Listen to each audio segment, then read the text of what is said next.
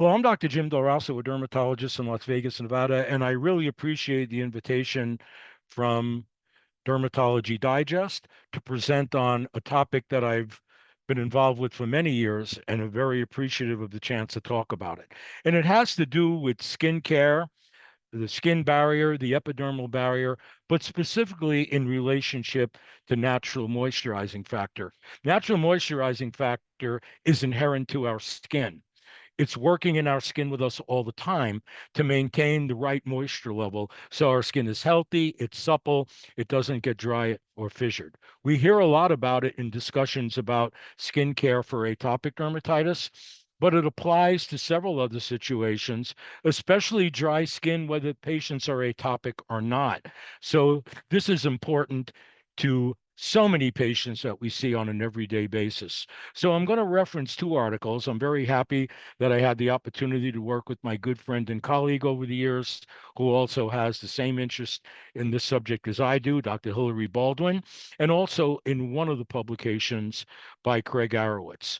So let's just jump into the two publications. The first one is in the Journal of Drugs of Dermatology in June of 2024, Dr. Hilary Baldwin and myself. And what we did in this publication is, yes, we talked about ceramides. Ceramides are extremely important.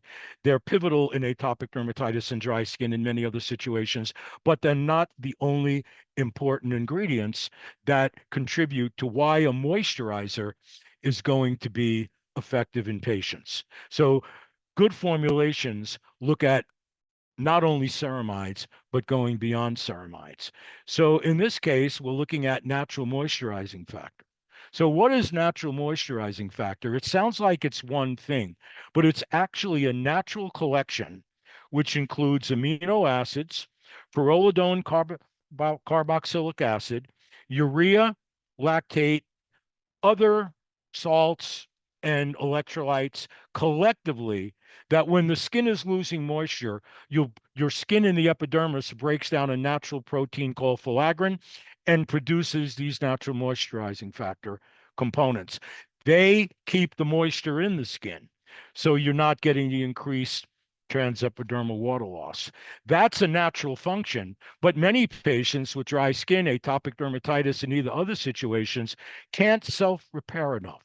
So when we put natural moisturizing factors in the formulation, and for example, you could put in urea, you could put in pyrrolidone carboxylic acid, which is often referred to as PCA.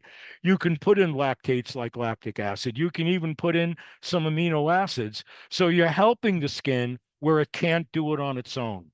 And this first publication looks at a specific Beiersdorf formulation, which is a Eucerin advanced repair lotion.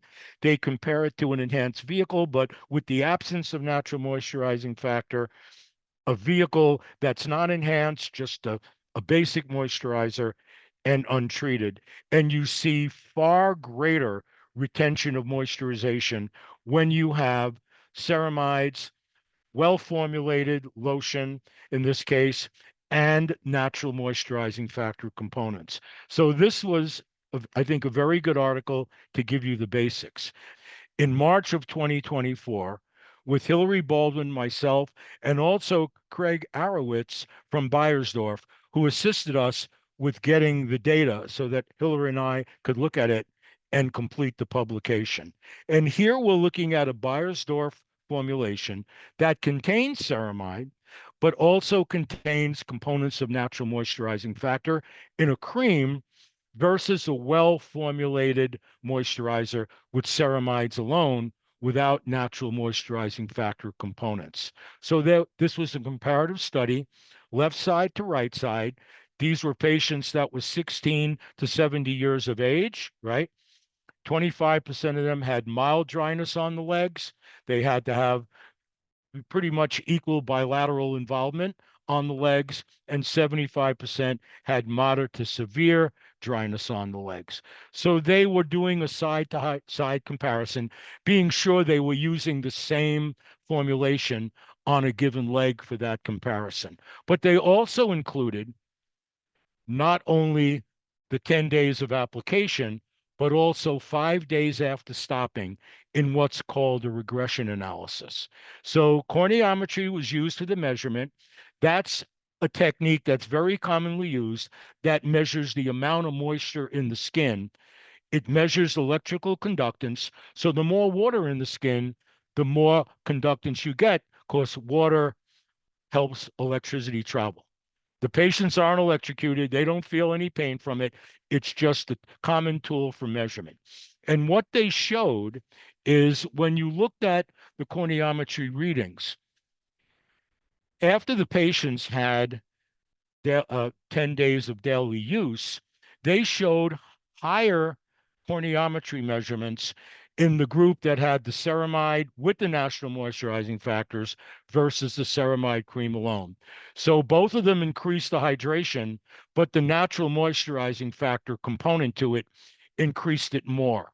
And then what happened after they stopped at 10 days and they measured 5 days later where they weren't applying either agent.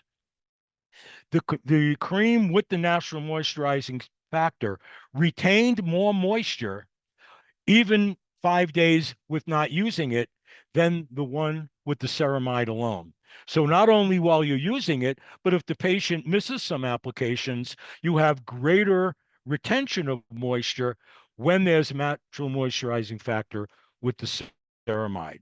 They also looked at other evaluations where they looked at a lotion, a ceramide plus natural moisturizing factor lotion versus the ceramide cream, and they saw the same thing. They saw after daily use, there was higher moisturization with a lotion formulation with ceramide and natural moisturizing factor than with the ceramide cream alone. And even after the 5 days off of utilizing either one, the natural moisturizing factor lotion with the ceramide retained more moisture after 5 days of not even using either one of these moisturizers. So I think both of these publications emphasize the importance of natural moisturizing factor. It's well established as its importance physiologically, but sometimes the patient's natural physiology is not enough. And that's why we're having patients with dry skin, atopic dermatitis, and other situations use moisturizers, and the natural moisturizing factor is certainly helping. So hopefully that explains the topic. I'm happy if any of you want to contact me directly offline. I'm happy to help you with this particular topic. I want to thank all of you for listening to me talk about a subject that's extremely important for me, and I hope it helps you in your clinical practice.